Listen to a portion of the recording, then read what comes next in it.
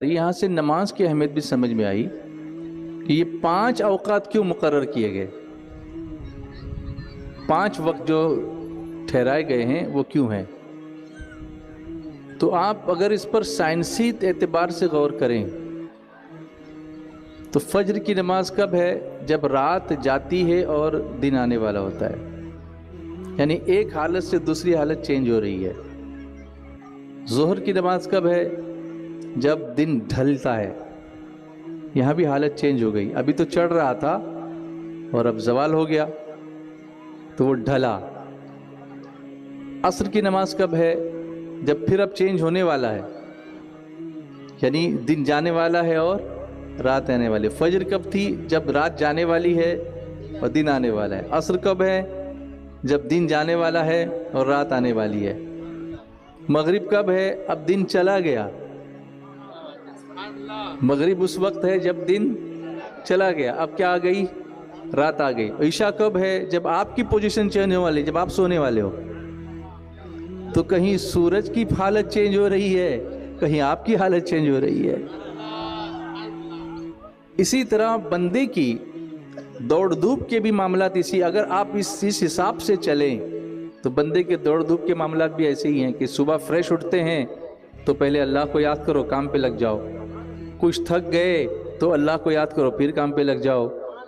پھر کچھ تھک گئے، اب سامان کو بٹورنا ہے تو اللہ کو یاد کرو، سامان بٹور لو۔ پھر گھر آ گئے تو اللہ کو یاد کرو اور کھانے بیٹھ جاؤ، اور پھر اب سونا ہے تو اللہ کو یاد کرو اور پھر سو جاؤ۔ یہ 5 اوقات کی یہ برکتیں ہیں، سبحان اللہ۔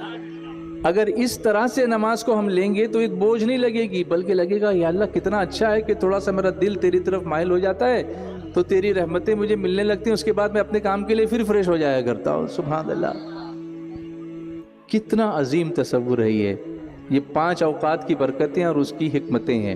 اور حکمتیں اللہ اس کے رسول بہتر جانتے ہیں، لیکن جو اپنے ذہن میں اللہ کی عطا سے آتی ہیں وہ میں آپ کے سامنے بیان کرتا ہوں۔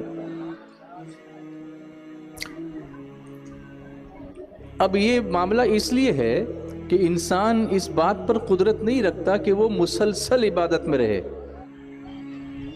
اس کو کام بھی کرنے ہیں، اس کو ہوائی ضروریات بھی ہیں، اس کو اپنی جسمانی ضروریات کو بھی پورا کرنا ہے، آرام بھی کرنا ہے، کھانا پینا بھی ہے، ان ساری چیزوں کو کرنا ہے۔ تو اللہ تعالیٰ نے بندوں پر عبادت میں تخفیف فرمائی، کم کیا، ورنہ پیدا اسی لیے کیا تھا کہ عبادت کریں۔ جیسے فرشتے ہیں، ان کو کھانے پینے کی، سونے کی کوئی حاجت ہی نہیں ہے، یفعلون ما یؤمرون، ان کو جو حکم دیا گیا اسی میں لگے ہوئے ہیں۔ تو ان کو بے نیاز کر کے رکھا ہوا ہے کہ تم کو نہ کھانا ہے، نہ پینا ہے، نہ سونا ہے، نہ کچھ کرنا ہے، نہ نافرمانی کرنی ہے، نہ گناہ کرنا ہے۔ ان کو گناہ کی بھی طاقت نہیں ہے کیونکہ وہ معصوم ہے، گناہ نہیں کر سکتے کیونکہ اللہ نے ان کو معصوم بنائے رکھا ہے۔ تو فرشتے گناہ نہیں کرتے تو وہ لگے ہوئے ہیں۔ لیکن انسان کو دونوں دیا، انسان کو عقل بھی دی اور نفس بھی دیا۔ فرشتوں کو عقل دی لیکن نفس نہیں دیا، جانوروں کو نفس دیا لیکن عقل نہیں دی جیسے انسان کی ہے۔ ان کو اتنی عقل دی کہ وہ کھانے پینے کی اپنی ضرورت پوری کر لیتے ہیں۔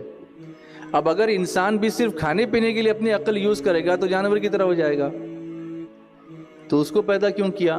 وَمَا خَلَقْتُ الْجِنَّ وَالْإِنسَ إِلَّا لِيَعْبُدُونَ، اور ہم نے جن اور انسان کو نہیں پیدا کیا مگر اس لیے کہ وہ ہماری عبادت کریں، ہماری بندگی کریں۔